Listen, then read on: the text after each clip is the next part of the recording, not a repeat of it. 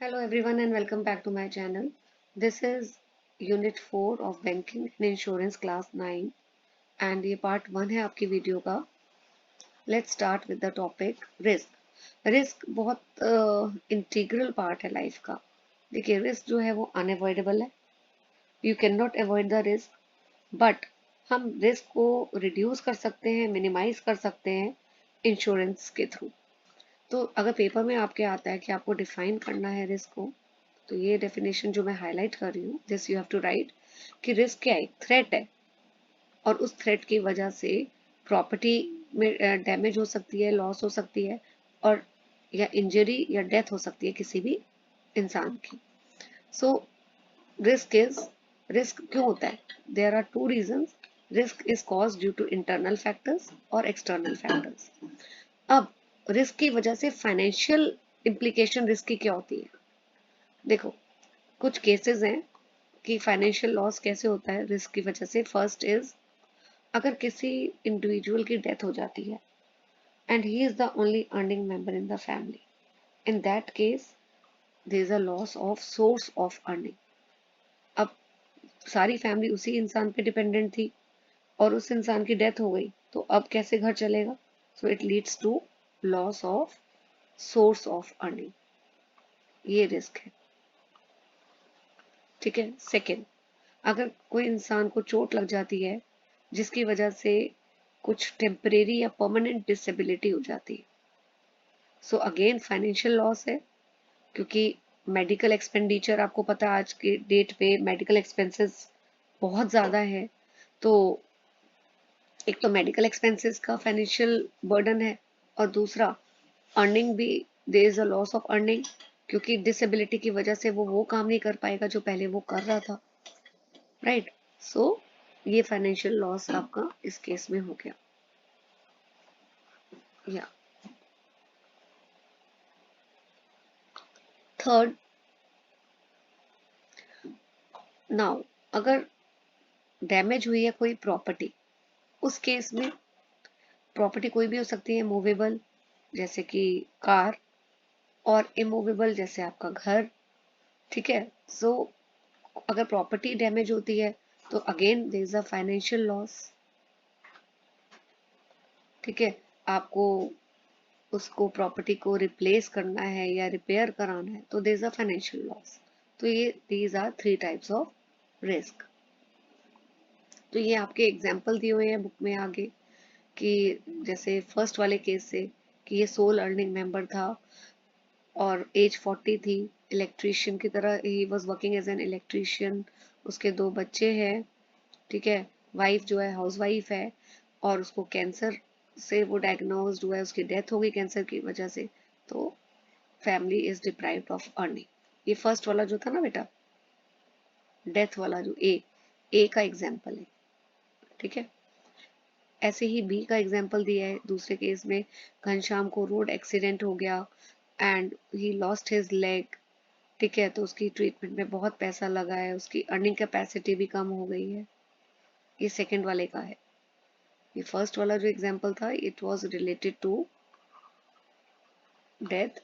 It is related to second वाला disability and this is property का damage.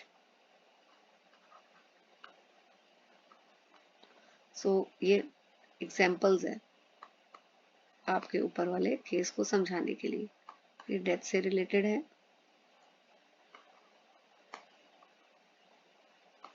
ये disability से और ये प्रॉपर्टी से. कि एक मोहन जो है इसमें एक बिजनेस, उसके छोटे से बिजनेस है, प्रोडक्ट्स बनाता है. ठीक है. उसने अपनी सारी सेविंग्स जो है फैक्ट्री में लगा दी है, लोन भी लिया हुआ है. अब फैक्ट्री में आग लग गई, उससे बहुत डैमेज हुआ है. तो ये फाइनेंशियल लॉस है. ये सारा उसका एग्जाम्पल है. अब ये जो तीनों सिचुएशंस हैं अनप्रिडिक्टेबल है, लाइफ में कुछ भी हो सकता है, तो फाइनेंशियल लॉस तो है. राइट. तो ये सारे फाइनेंशियल लॉसेस रिस्क की वजह से. इंश्योरेंस क्या है? इंश्योरेंस वो मैकेनिज्म है जिससे रिस्क जो है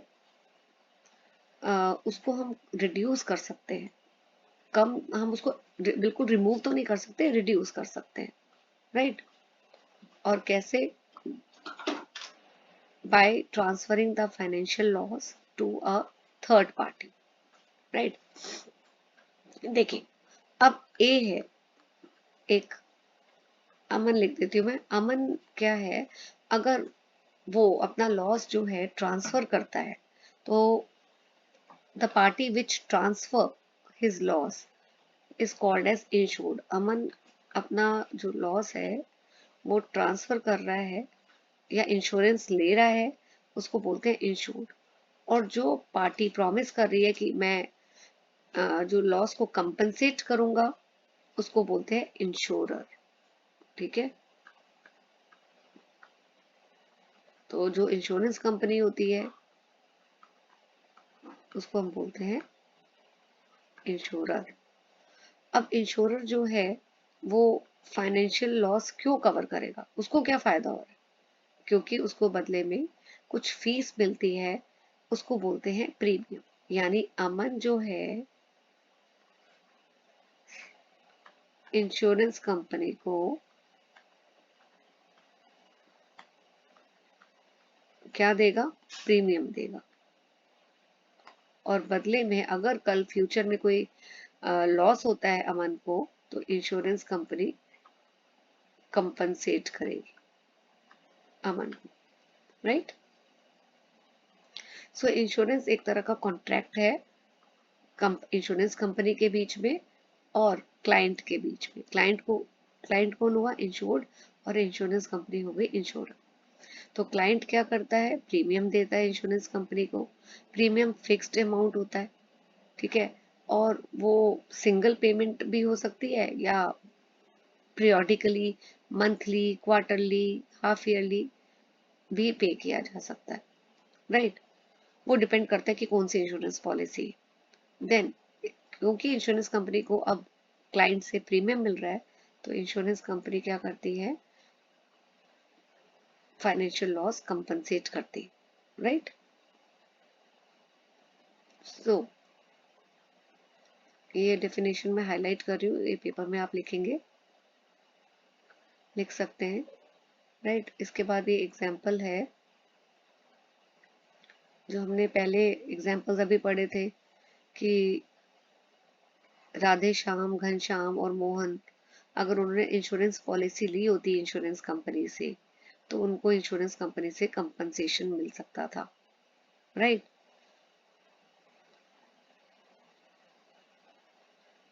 नाउ आफ्टर दिस, अब एक चीज और इसमें आपको ध्यान रखनी है कि कोई भी अगर देखिए इंश्योरेंस जब भी लेते हैं, I think I have missed one thing, let me just, yes, या यहाँ पे एक इम्पॉर्टेंट है कि जब भी कॉन्ट्रैक्ट ऑफ इंश्योरेंस दोनों पार्टीज एंटर करती है, तो उसमें क्लियरली मेंशन होता है कि इंश्योरेंस कंपनी जो है वो फाइनेंशियल लॉस कवर करेगी अगर इंश्योरेंस कॉन्ट्रैक्ट में वो चीज मेंशन की होगी। अगर वो इवेंट जिसकी वजह से फाइनेंशियल लॉस हुआ है वो इंश्योरेंस कॉन्ट्रैक्ट में मेंशन नहीं है, तो इंश्योरेंस कंपनी उस केस में कंपनसेट नहीं करेगी फाइनेंशियल लॉस। तो ये बहुत इंपॉर्टेंट है, इसको मैं हाईलाइट कर देती हूँ। This thing you have to remember, right. जैसे एग्जाम्पल क्या है इस वाले का, इसी स्टेटमेंट का एग्जाम्पल ये दिया हुआ है कि अगर इंश्योरेंस कंपनी से कॉन्ट्रैक्ट किया हुआ है इंश्योर्ड ने कि कार का अगर कार की इंश्योरेंस ली हुई है और कंपनी ने क्लियरली बताया हुआ है कि it will compensate the insured अगर कोई एक्सीडेंट हो जाता है, ठीक है। लेकिन अगर सपोज कार डैमेज हो गई है ड्यू टू फायर, तो इंश्योरेंस कंपनी इस केस में कंपनसेट नहीं करेगी, क्योंकि कॉन्ट्रैक्ट में क्या लिखा था? एक्सीडेंट अगर होगा और उसकी वजह से फाइनेंशियल लॉस होगा तभी इंश्योरेंस कंपनी कंपनसेट करेगी। फायर का फायर की वजह से लॉस होगा ऐसा कॉन्ट्रैक्ट में मेंशन नहीं था, इसलिए insurance company is not liable to compensate, right. So functions of insurance I am going to continue in the next video. Thank you.